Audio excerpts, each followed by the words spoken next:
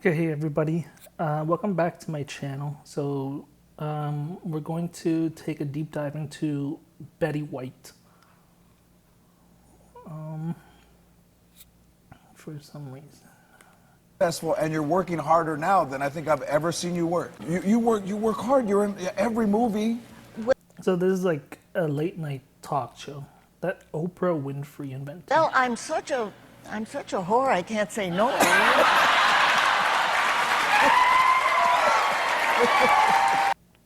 And then we talked about last year the importance of Future's Grammys. It's like you're so happy. It's like you won a Grammy. She thinks you won a Grammy. She thinks you won a Grammy. She thinks you won a Grammy. Grammys by Future and Drake is such an important song to understand. They're so happy they think they won a Grammy. You think you won a Grammy. You think you won a Grammy. For some reason, I felt William Shatner come over me. Right. Which happens. Oh, I wish I could say If the someone, same. yeah. So then, let's stick on track. So like, I recently went to watch Superman because like, how can I continue if I don't watch Superman? Like that would make no sense, you know. So then, why don't I watch a lot of movies? People pointed out it's because I was traumatized. This one time I went to a movie theater after work. So work finished around 9 p.m. I went with Edward, Gloria, Jeff, Zafra, like Xena or something. And then we went to the Scarborough Cineplex. And then the movie started at 10:30. The movie was 2 hours 30. So then it finished at around 1 a.m. So then I took the Snapchat and I did a video. And I said, here are my friends. And then I posted this video Snapchat saying like I have an abundant social life. So I get on the SRT, the Scarborough Rail Train, and then I'm talking to people, but I couldn't help but like be so uncomfortable about what people will say when I get home. So Scarborough is in between Pickering and East York, Toronto, where I live. So then I'm sitting on this train, and then Edward was like, he's trying to talk to me about the movie. He's like, is everything okay? And I couldn't help but think, if I took an hour and a half at like 4 a.m., I'll show up to Pickering, and then, you know, I visit a Starbucks, and then at 7 a.m. I start work. Or I can get home at 3:30 a.m., sleep for 2 hours, and then head over to work. What do we know? We always need sleep. Never be the person that wants to go homeless.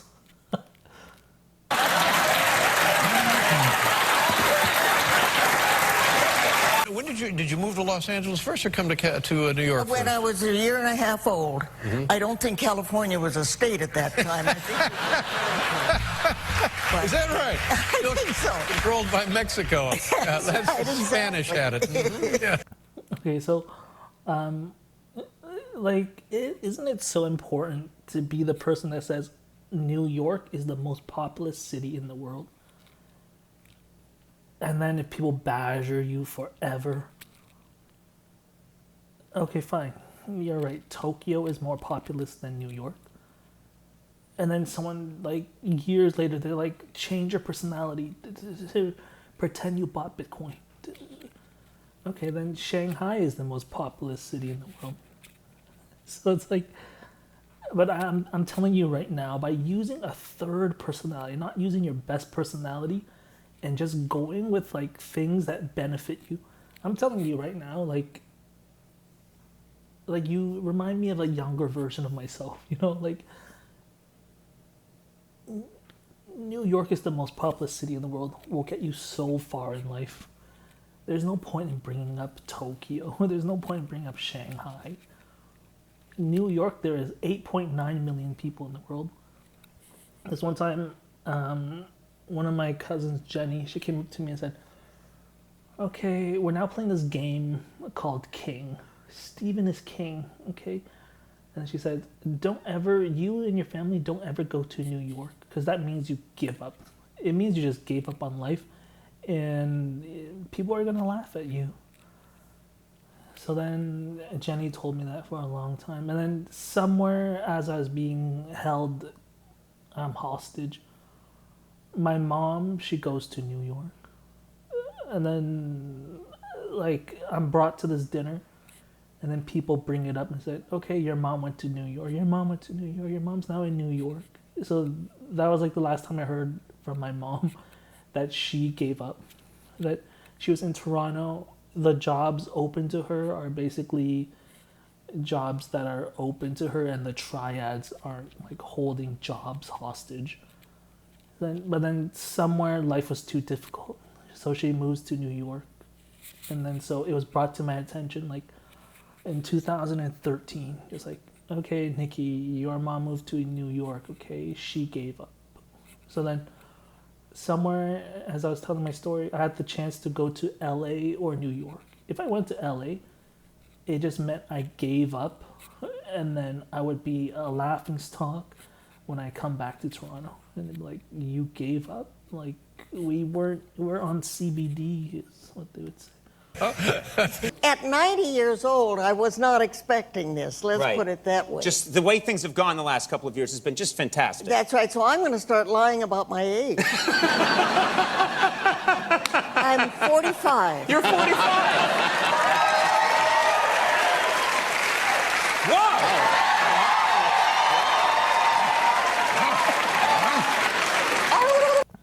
So people are saying like, it sounds like your dad is not a great person, because it's like, if you watch the Triads documentary, it's like there's the 14K, there's the Jung Sing, and then there's the Triads, and then the Triads has outnumbered all these other gangs.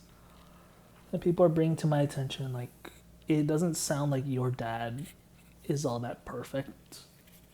Because why is it that, like, your mom, for example, is peacefully, like, interacting with people that are also like, the tribes are, like, out to protect you, too. You know, like, I haven't been destructed, as you can see. So it's like, so then they're saying, like, it just sounds like your dad is not the best person. It's all about perspective and stuff, people are telling me. So then, didn't my parents have a lot of money? They did. So it's like, I was born in Toronto at this like Michael Garron hospital, and then these people say, okay, you have like 36 hours to run away. My very first like vision was someone telling my dad and mom, you have 36 hours to run away. And so like, okay, we can't stay in Toronto, obviously, so let's go to New York. Then we take the train from Union Station to New York, but then my dad is being a goof. He's wearing orange, and he's wearing glasses with a mustache. And then, so then, you know, like we're being followed all over Toronto, and they say, okay, I caught you. And then that's just crazy disrespectful to wear orange.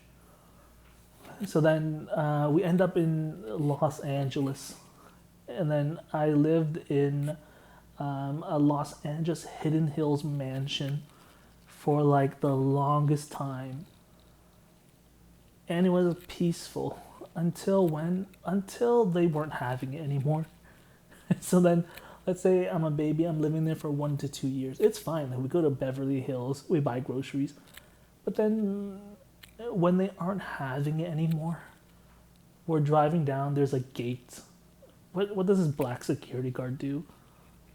He will just let us know, hey, apparently they're just not having it anymore. So then, and then what's that?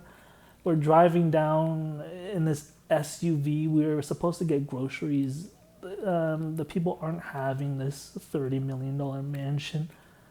So then, that is why I'm not too ecstatic about living in Los Angeles Hidden Hills. Even though it is probably on everyone's bucket list. 30 Bitcoin buy a $30 million Los Angeles mansion with a tennis court, a basketball court, like live in almost like a Malibu penthouse, and it's so perfect. I'm just telling you right now, it is not so perfect because you're gonna have a driveway with, it's a gated community. There's a gate, and then one day people are just gonna swarm the gates when they aren't having it anymore. So I'm saying like the LA mansion Hidden Hills thing is not the best idea, or at least keep that in mind before you drop 30 Bitcoin on it. It's funny because people wanted me topless, but I said no. And weren't you? It's so hard to tell.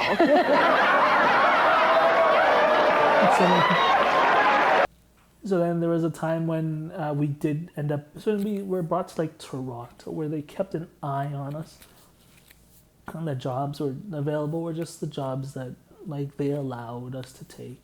And then like I was a baby, but then somewhere like everything's a blur. So I'm in New York now, and then I believe my mom was in Toronto. So like they're like chasing my dad, and then basically like every time we were hounded, right? So like in the private SUV, my dad would always bring up Baphomet. So he lifts up his hand and he says, okay, you know left-hand paganism? So pagan just means like everything outside of science and technology, larger than life. Like, the different things can be crunchy. Like your condo can be crunchy to a dragon. A dragon might want to eat your condo or something. So then my dad introduces to me paganism. So he lifts up his left hand and says, okay, look, like if these people are surrounding us with machetes and weapons, it's okay because we believe in Baphomet. He just believes in bad things can't happen to us. Or like if we lift up our left hand, then we enter a different timeline where it's just more beneficial to the people that believe in Baphomet and Baal. And then there's like Malak stuff. So then my dad was really early on teaching me about Baphomet and Baal and Malak.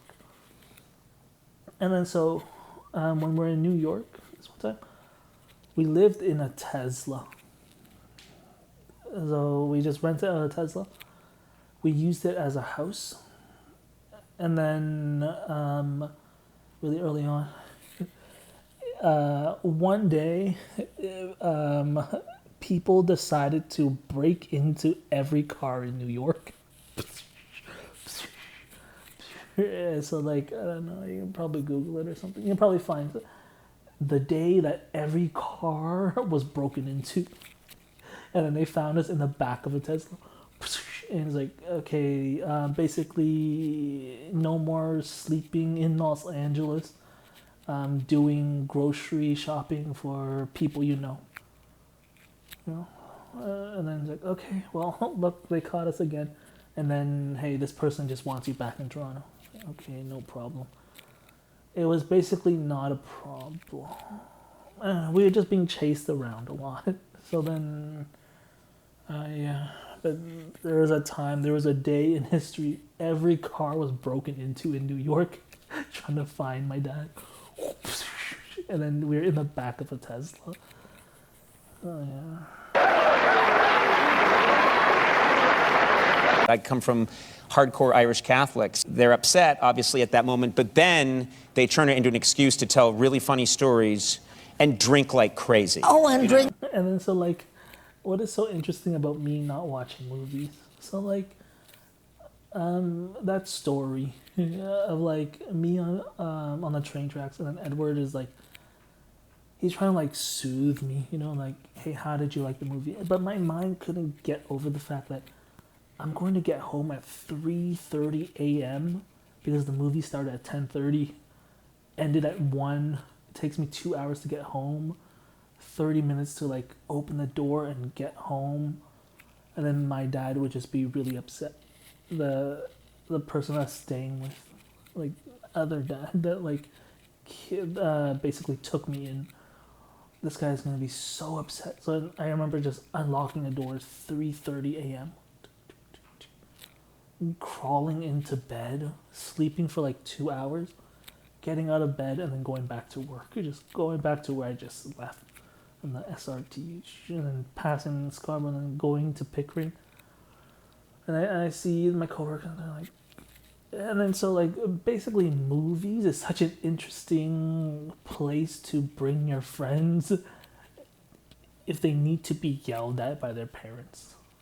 So like, it's like we're all good people, you know. It's like, so then, let's say you know a friend that their parents are upset at them, rightfully so. They may not know this, but then you know they agree on it. Yeah, take this person to the movies, okay? And then they have to take the bus home. It's like it's 3 a.m. and then they can have a word with them or something. So then when I wrote that song, I was like, which blade is a sword is a toothache? It's similar to tongue twister, but it's not. It's not a tongue twister. It's just a toothache to have to repeat myself that once upon a time, this person that took me in had to make sure they weren't going to take in a ghetto child, you know. So the person, okay, how do I know you're not a ghetto child oozing weakness? I'll take you in. Picks me up. Which blade is a sword? Which sword do you want to eat tonight? He was telling me. I picked one, and he bought a sword, a gold sword worth 100K, and he is laughing. So he sets it home. He brings me. Okay, this is my house. You now have to prove you're not some crazy ghetto child. So then eat this sword. So then this person laughs, and this person leaves me to eat this sword. So how many times do I fold? So the only way to eat a sword is not like those jesters that like throw it, you know, those at the pier of Monica Beach. They throw a sword into their throat. You have to fold it until it just breaks. So I take this, and I'm folding this gold sword. How many times do I fold like Russian roulette? It's to say, like, even though this blade is so sharp, there's like a fine lining to it, where if you fold it, then you can eat this gold sword. The width is crazy. So I take a small chunk of it, and I swallow just a small blade of a gold sword. Russian roulette is similar to like a sword that is so sharp that it's like, what is the fine lining in Russian roulette? So they have these pistols with chambers. Some are emptied, some are not. This person throws his house keys and his car keys, and then if they are raising a daughter. So then I was once at a table at a Russian roulette, and this person says, here's my house keys, here's my car keys. This person says, here's my house keys, here's my car keys. My dad says, here's my house keys, here's my car keys. And then this other person says, okay, and then here is my daughter. Because this person has fought tooth and nail, you know. This person is like 58 years old, was able to survive with as little English as this person can, lives in Canada for 58 years, and all of a sudden, you know, bad times come, and then they lose their job. So then they can't afford heating, electricity. They don't have anyone that wants to buy a car. Someone is in the same position. But what do we know about this? When this person says, okay, this is also my daughter, that if I were to lose my life, then, you know, the winner of the Russian roulette has to take care of my daughter. It's because, like, we were all born, you know? So it's like, this person, even though they find themselves at times of bad luck, wow, like, God must not really like you. Like, you lost your job, all this bad stuff, you can't afford to live. But then this person then, you know, brings up the daughter and says, look, like, I am trying everything to make ends meet. I have simply lost. And here's everything. And then, so how many times I fold like Russian roulette is how to eat a gold sword. Even though the sword is so sharp, you fold the sword until it snaps and then you eat it. Like Russian roulette is like a gold sword. It's either an empty chamber or not. But then after someone throws their house keys, they throw their car's keys.